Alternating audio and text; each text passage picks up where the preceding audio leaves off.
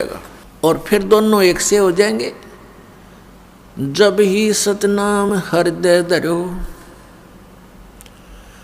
भयो पाप को नाश। जैसे चिंगारी अग्नि की बाई, पड़े पुराने घास।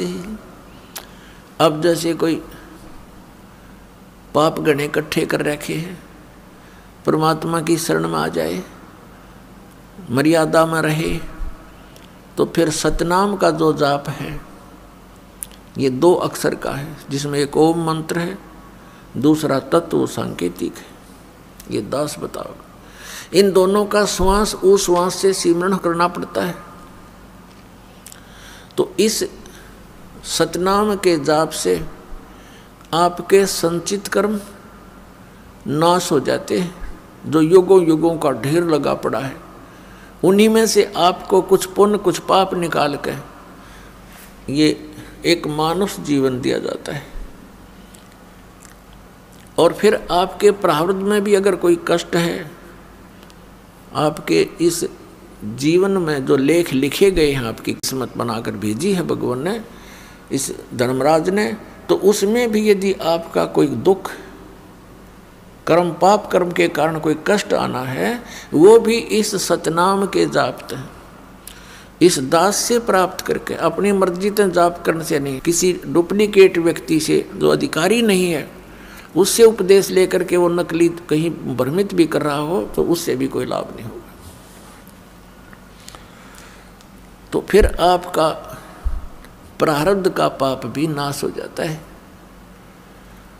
तो पुण्यात्माओं, एक पुण्य एक पापी आया, एक है सोम दलेल रे। गरीब दास हरि नाम बिना, ये सब ही जम की जेल रे। कहते जब तक सतनाम आपको प्राप्त नहीं होगा, पापी है वो नरक में चला जाएगा, को पुण्य करता वो स्वर्ग में।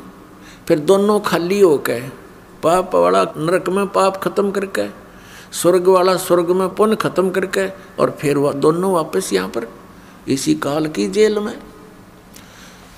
तो परमात्मा क्या बताते हैं? अमर करूं सतलोक पठाऊं, तात बंदी छोड़ कहाँ। बंदी छोड़ हमारा नामम, अजर अमर है अस्थिर ठामम।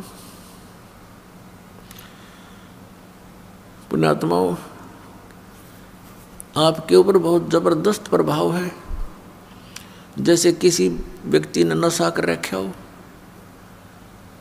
और वो घर के सामने से ही गुजर जाता, आगे चला जाता है, उसको ये नहीं पता तेरा घर कहाँ है, वो नहीं पहचान पाता तेरा माता पिता भी सामने खड़े हैं।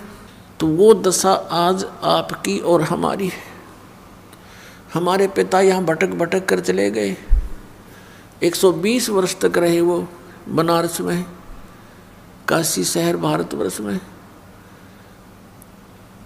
सन 1398 से सन 1518 तक एक अपने विधान अनुसार एक सिंपल मैन की, एक साधारण मनुष्य का रोल भूमिका करके, और वो परमात्मा अपना तत्व ज्ञान प्रचार करके, और जो लीला भगवान किया करते हैं वो करते ही करते हैं। ऐसी लीलाएं उन्होंने की और हमें समझाने की चेष्टा की, लेकिन हमारा ये अज्ञान आगे अड़ा रहा।